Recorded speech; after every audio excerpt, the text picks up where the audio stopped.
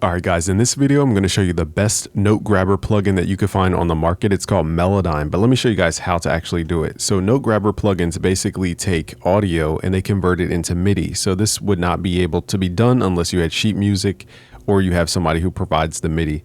But there are a couple steps you guys have to learn. So let's drag the sample into the playlist here. Let's go to song mode. What we need to do is actually time stretch it to match our BPM. This is important because in the NoteGRABBER plugin called Melodyne, we actually have to line up the MIDI that fits this project, or else it will just look scattered. So let's first chop up a loop.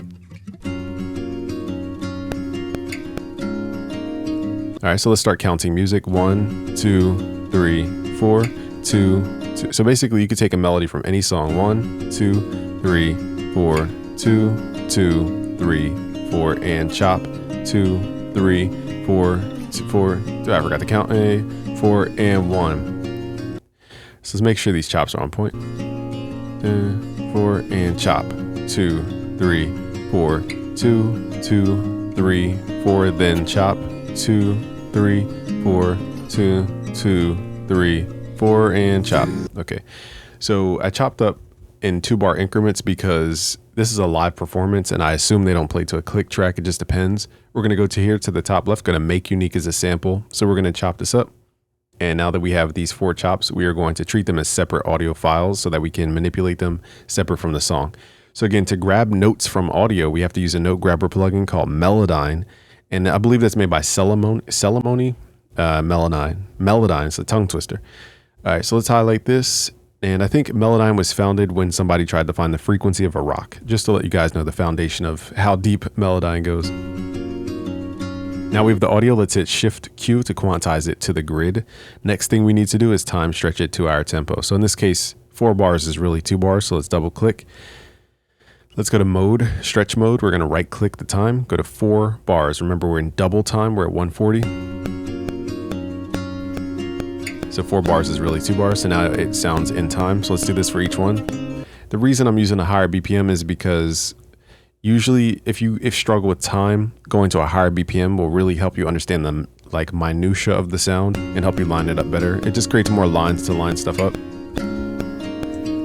So we're stretching this out to 4 bars. So each one of these chops is 4 bars. Now what we need to do is send this to the mixer. So let's go to our channel rack, highlight all these, go to the mixer, right click, go to channel routing and go to route to this channel.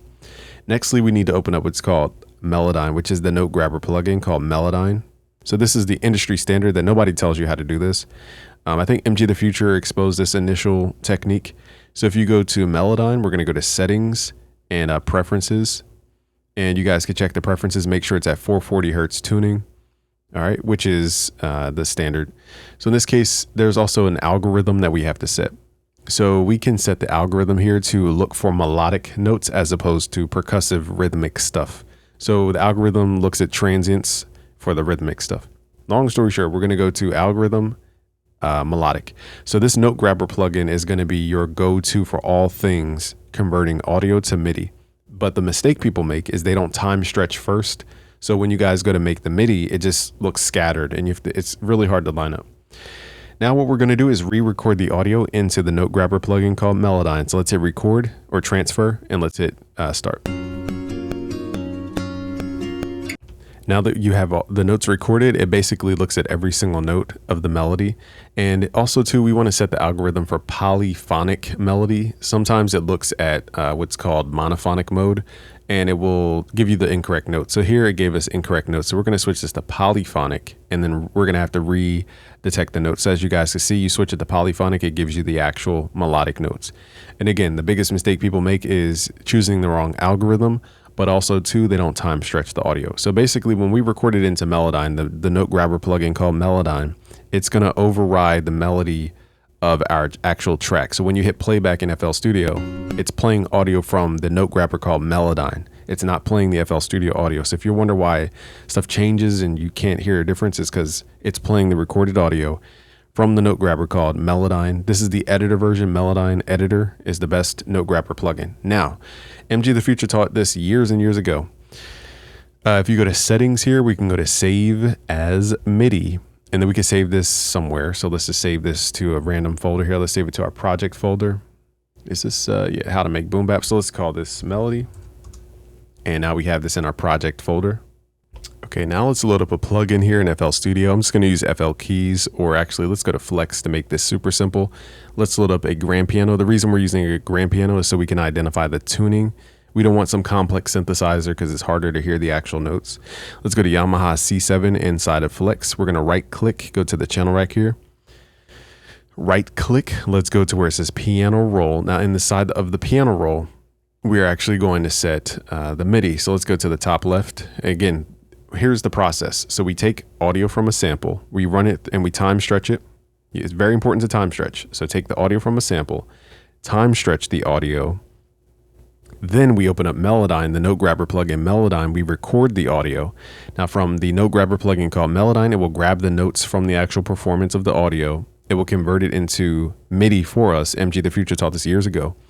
Go to settings and then go to save as MIDI. So now it's taking the audio, converts it to MIDI. And now we're going to re-import the MIDI into an instrument of our choice. So now let's go to the channel rack, Yamaha C7 from Flex in this case.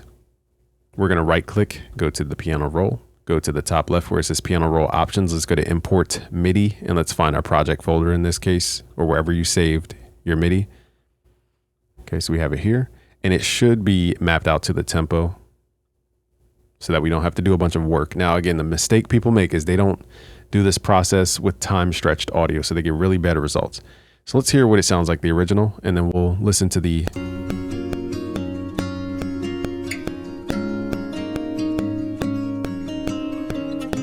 now the original had a guitar, but let's hear what it sounds like as a piano. Okay, so it even has some pitch slide information in there. Let's go to the pattern mode. Let's hear the piano.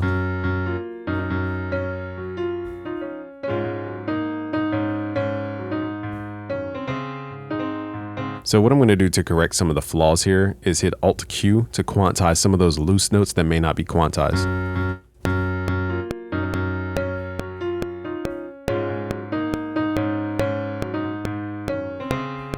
As we can see, some notes trigger earlier than others.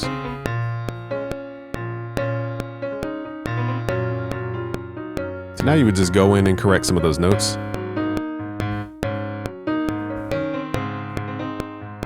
And this is why we use grand piano, so you can actually hear the flaw. Now some of these are like slides that try to create MIDI for a pitch slide. So you just have to identify the flaws and just take those out. Let's take some time and edit this MIDI. Okay, so I've edited the obvious mistakes. Basically just quantizing everything helps to line it up. So now we have more of a controllable melody.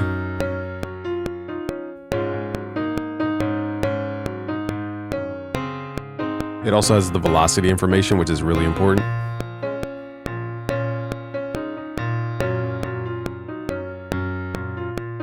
Okay, so now we have that. Let's actually, plug this into a realistic guitar plugin. So this does not come with FL Studio. This is called Ample Guitar SC. This stands for Stratocaster. Okay, so now loaded up Ample Guitar L. This is going to give us a realistic guitar performance. Let's add the doubler here for width.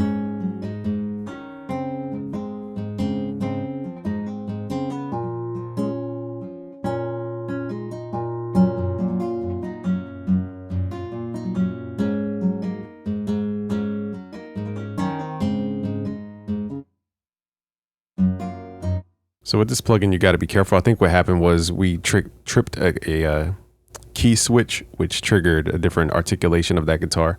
So just make sure, like super low notes for a plugin like this, we don't trigger any key switches.